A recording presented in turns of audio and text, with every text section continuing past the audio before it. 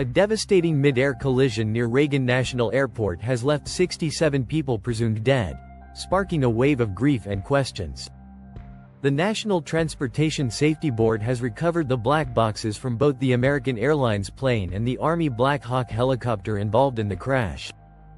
Elizabeth Keyes, a D.C. attorney, was on the plane after deciding to fly back early to celebrate her birthday with her boyfriend. The air control tower at Reagan National Airport has been understaffed for years, according to a New York Times report. A lawsuit claims the FAA discriminated against air traffic controller applicants based on race, leading to a shortage of qualified controllers.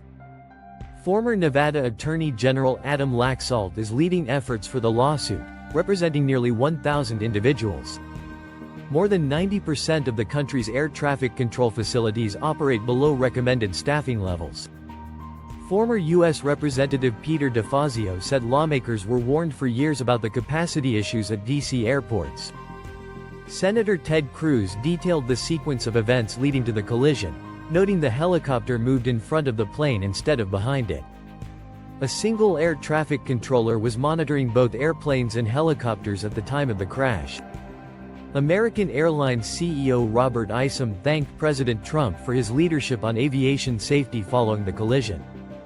The NTSB confirmed the black box from the Black Hawk helicopter is intact and not compromised.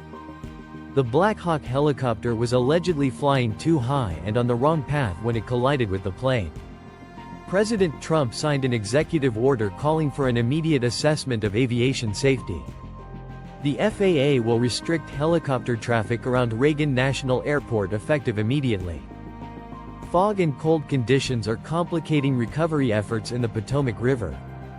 Crews need to remove the fuselage from the water to recover the rest of the remains.